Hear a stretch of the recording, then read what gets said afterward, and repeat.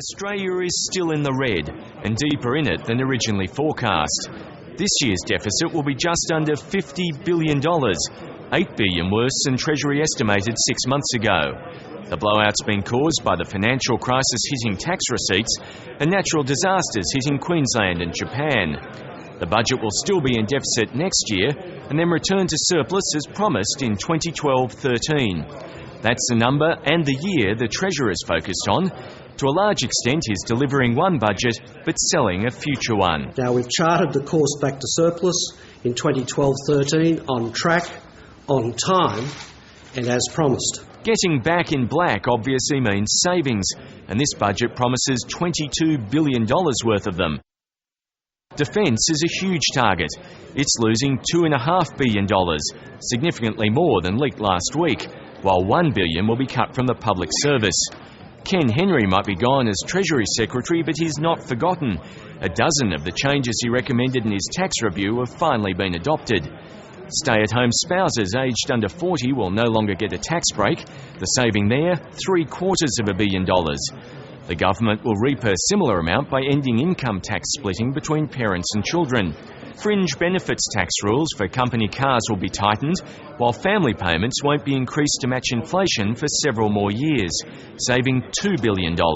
We have made some tough calls in this budget, and I think we'll pay a bit of a political price for those. But returning the budget to surplus is the right thing to do. But that doesn't mean there's a freeze on spending, and there's one worthy recipient. 1/3 of Australians will suffer a mental illness at some point, and after years of inaction, the government says it's got a prescription for reform. It's promising more than $2 billion for suicide prevention, coordinated care, personal helpers, and other frontline mental health services. The country's terms of trade are at 140-year highs, as Australia rides on the miners' backs.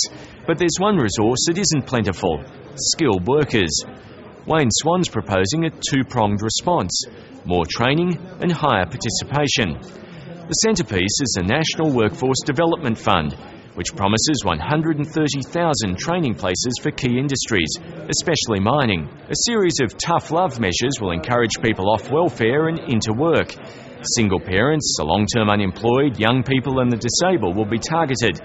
If you're on a disability support pension, for example, you'll face a new definition of incapacity and requirements to look for work before getting the pension. At the same time, employers will also be offered more wage subsidies to encourage them to hire. Australians won't or can't do everything. The migration program will be expanded. 16,000 extra skilled migrants will be brought in each year, with many of them made to live in regional areas. The economic forecasts are almost all going in the right direction. Household spending accelerating 3.5% next year, helping to push up overall growth to 4%, with unemployment coming down from 5 to 4.75%. Julia Gillard wants to show her government's about more than a carbon tax. Still, hidden in the budget papers is $8.2 million for a carbon tax advertising campaign. And in 2 months, the budget documents will be overshadowed and partly superseded. When the carbon tax is decided, the Treasurer will be forced to release a new economic blueprint to accommodate it, and the tax and welfare changes coming with it.